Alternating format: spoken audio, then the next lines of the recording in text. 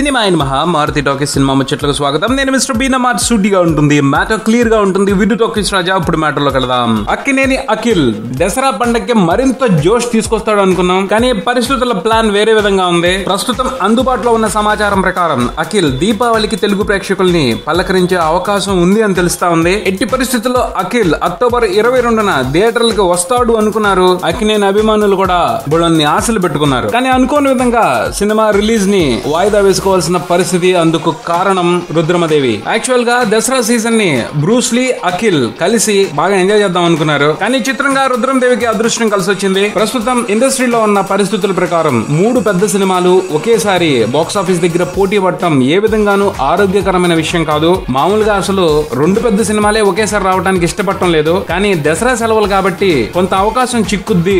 2 పెద్ద సినిమాలు మార్కెట్ లో ఉంటే బాగా బిజినెస్ చేసుకోవచ్చు. 3వ సినిమా అంటే మాత్రం కష్టమే, ముఖ్యంగా థియేటర్ల పరంగాను మరికొన్ని విషయాల పరంగా కొన్ని సమస్యలు ఎదురవుతాయి. కాదు కూడదు అని పంతానికి దిగితే సినిమా సూపర్ హిట్ అయినా ఓ మోస్తరు లాభాలతోనే సర్దుకోవాల్సిన పరిస్థితి. ఎందుకంటే ఎక్కువ మొత్తంలో థియేటర్ల చేతిలో ఉండవు కాబట్టి ఫెయిల్ అయితే దారుణమైన నష్టాలని మూట కట్టుకోవాల్సిన పరిస్థితి.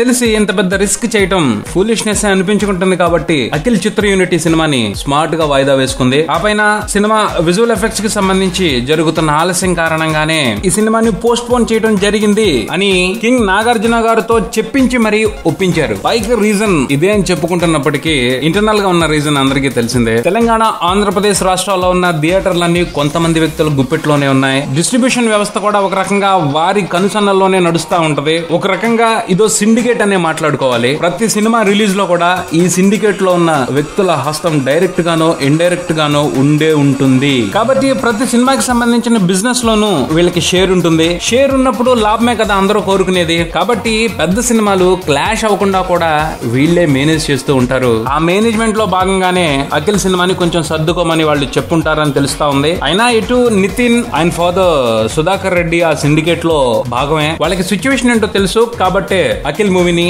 వీలైన ఎక్కువ థియేటర్ లో సోలోగా రిలీజ్ చేయడానికి ప్లాన్ చేస్తున్నారు. మంచి హాలిడే సీజన్ ని వదులుకోవటం బ్యాడ్ లక్కే, కానీ పెద్దలు దాసర్ గారు చెప్పినట్టు స్టార్ హీరో సినిమా ఎప్పుడొస్తే అప్పుడు పండగే. ఈ విషయం ఆల్రెడీ ప్రూవ్ అయింది.